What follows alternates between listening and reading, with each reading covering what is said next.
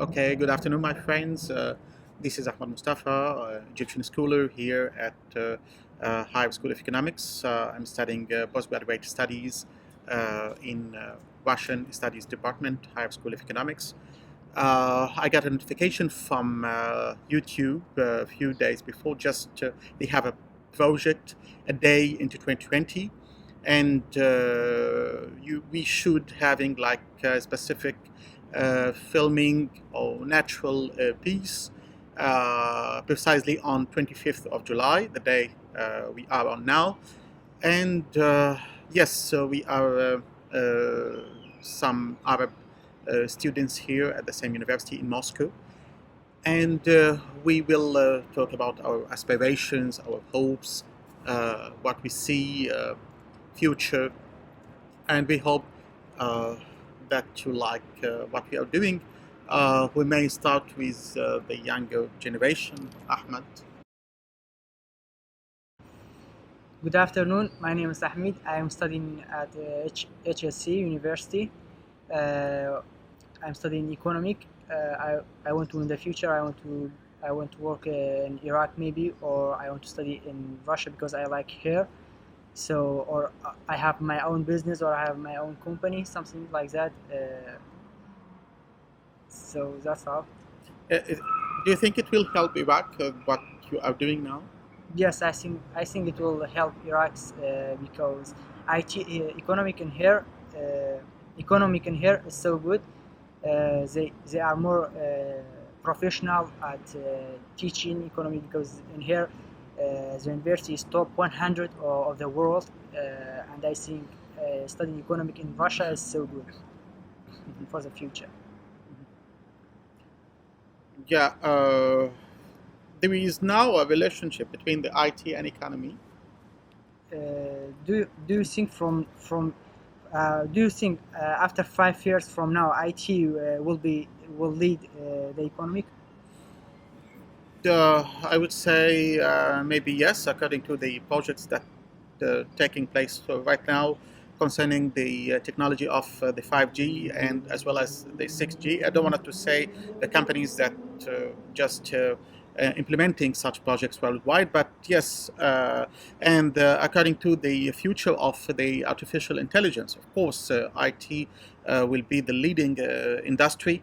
And as you see now, most of the professions and the jobs available, not just in Russia, maybe worldwide, 50% belongs to the IT industry.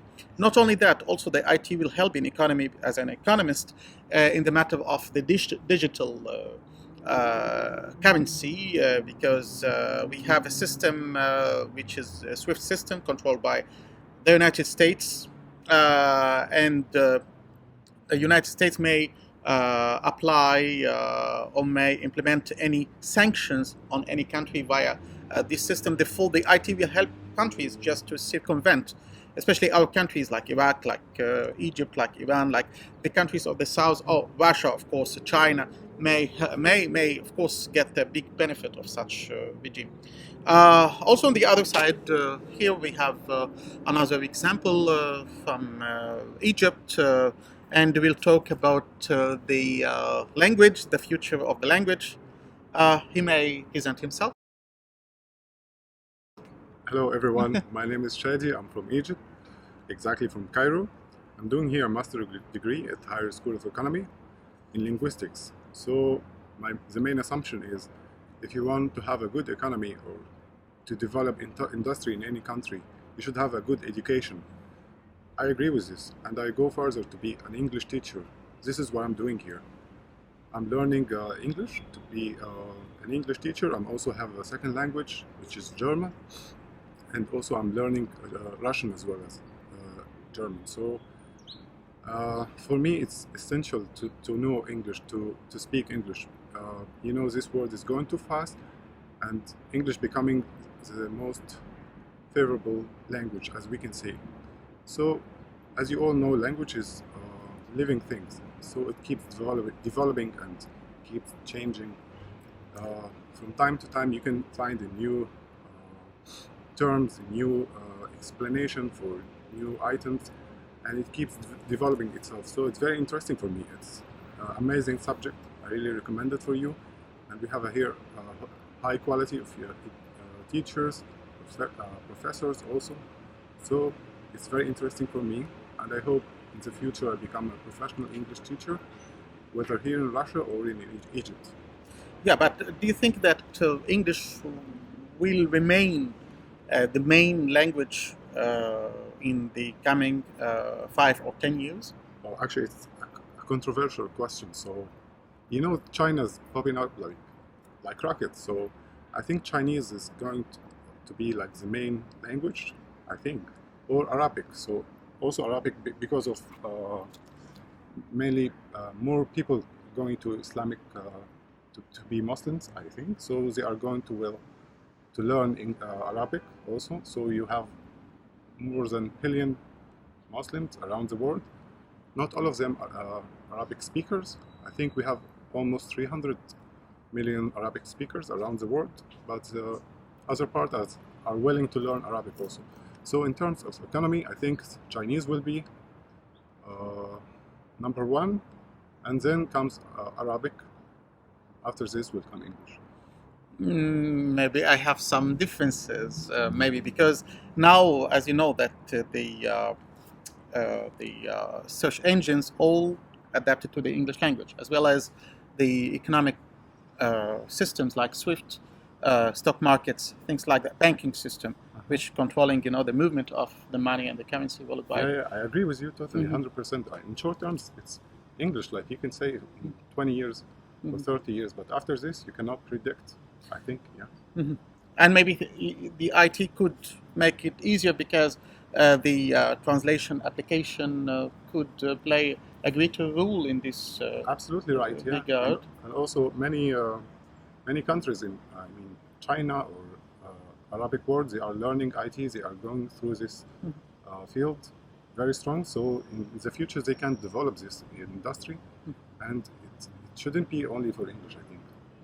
Ahmed, what do you think of the future jobs? It will be like jobs in office, or you can work from home? After the coronavirus, I think we had a great experience. Yes. Can you talk about it? Yes, I think after coronavirus we can work in the office, of course, because You can work at home, you mean? no office. I mean, Office.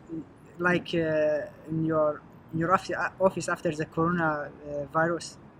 No, but now you have two options, whether you can work from home or you can work from office.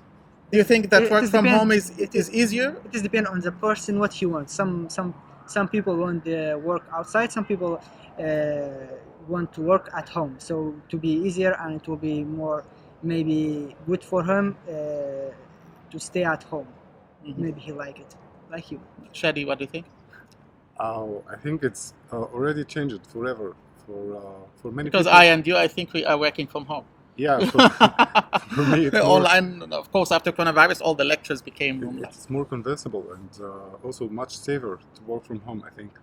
And actually, yeah, for benefits, there are many benefits. Like you save lives, you save money, you save time, you save everything. Environment as well. Environment as well. You can see is a great changing, especially in Italy and China. The percentage of pollution has reduced to a remarkable level. So I think it's much better for nature. I think many people already lost their job. It's not good at all ways, but there are some positive. Like pros and cons. So yeah, we need to adapt this situation. It's not that easy.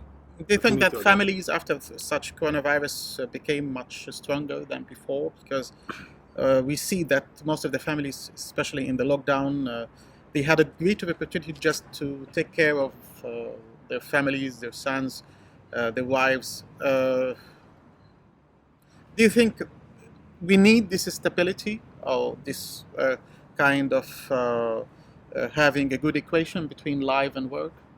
I think because of social distance, it's getting harder to communicate with your family.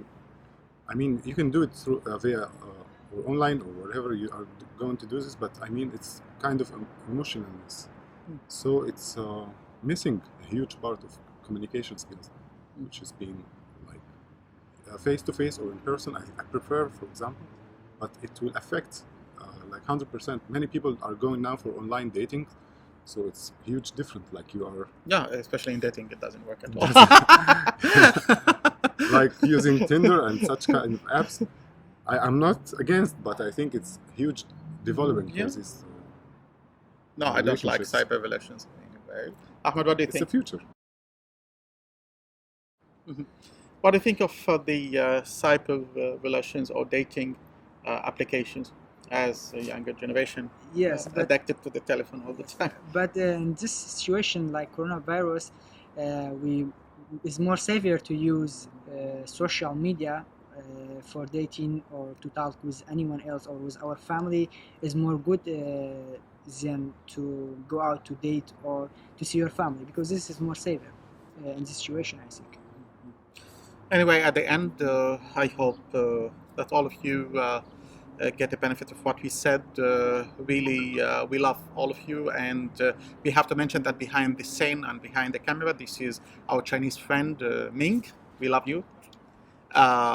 He did this photography and the directions of having this short movie, as well as I want to tell you that it is a time being just for the collective action that we are badly in need of at this time being, not just individually, because we should have the solidarity, but also on the level of organizations, institutions, as well as the countries.